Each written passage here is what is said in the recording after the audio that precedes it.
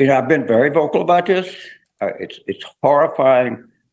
Our numbers among younger voters, our vote, particularly younger blacks, younger Latinos, or whatever, but whatever younger, I don't like younger people of color, particularly males.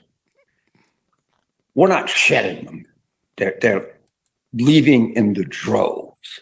It's horrifying. Our numbers among younger voters, particularly males, we're not shedding them; they're leaving in the droves. I know they are. I know not only are they leaving in droves, but less and less people are registering as Democrats. The last number, and maybe you can look it up, because in my mind, I could have sworn I saw like 850,000, 800 and something thousand. And that is the number.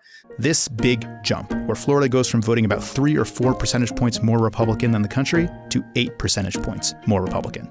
2020. Anyone remember anything about that year? That is a lot of Republicans moving to Florida during the pandemic. How can you win this state? Why would they waste any resources here? But what's even more interesting is that he is actually the poster child for the reason why the party is not having young people in it. It's because of people like him. And we have them at our local level too. And they're just stuck in the 90s. They have no concept. They don't care really about the young people. They just want their votes, similar to how they feel about Black people. So it's just one of those categories that they feel the need they have to target, but not serve. You see, they target them, but they don't serve them. So I agree. He's not getting, let me tell you, I talk to young people all the time. The majority of people that come out and help, support us, volunteer for, they're all kids to me. And they're all disgusted with this and people like him. The challenge seems to be to break through the noise. You know, the machine has all the money. So they kind of set even though the young people we're talking about don't really watch CNN like that, they still set the narrative and what's acceptable by what's on CNN. And how do you cut through that? You're running as a Democrat.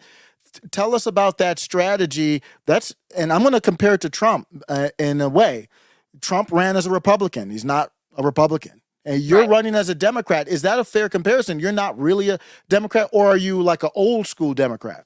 Yeah, I mean, I'm a Democrat since the day I registered to vote in, oh my God, 1989. 1989. I was going to say, don't date yourself. It's all public. And I've been a Democrat with the exception of 1 year after the Bernie fiasco where I did a Dem exit protest. But I've been a Democrat my whole life because that's what my parents were. That's what my grandparents were. It was just because I come from working people. So to me, it was always in my mind, Democrats are the working people. The Republicans are more the management class. It was like a labor versus management thing. And so I know that we're not at that. I know we're so far, I know that that is not the case anymore. But it just, at this point, to me, there really is no difference. They all take money from the same nefarious sources. But at the end of the day, I would be more aligned. I would be closer on the spectrum to a Democrat than a Republican if you were literally just looking at their literal platforms, right? I'd still be closer to a Democrat. But this Democratic Party does not represent me, but I think they represent nobody except for a very small elitist group of people and academics. But I'm trying to change that. And locally, I have no choice. We are in a blue district in a closed primary state. The only way to unseat anybody in these positions is in a primary.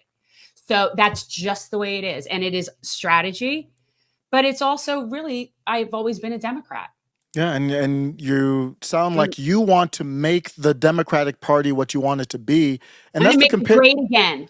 You're going to make the Democrat Party great again. Exactly. And that's where I kind of put the comparison is, to me, you have to infiltrate one of the major parties. That's the only path forward at any of these levels. I mean, each area is different, but with how you laid it out, how it is there, you have no choice but to put the D. So if you're watching this and you say, well, we've got Jen Perelman on, D next to her name. Don't just look at the D.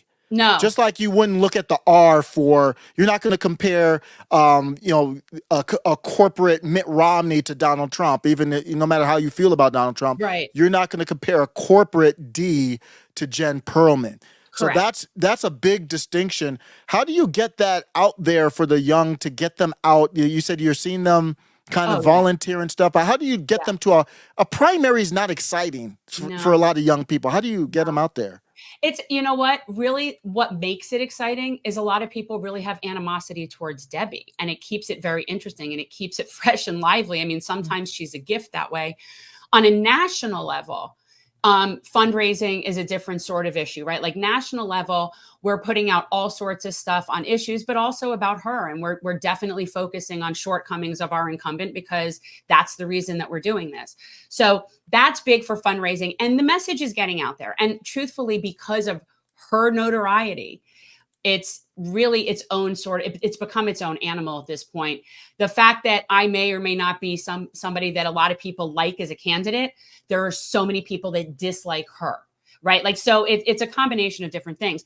But locally, we're just very active locally. We're very on the ground. We're very involved in the community. We go to like all the different types of events. We know the leaders of the different organizations. We're in with all the people on city councils, and we've been working this district in that way as a service and community for 5 years.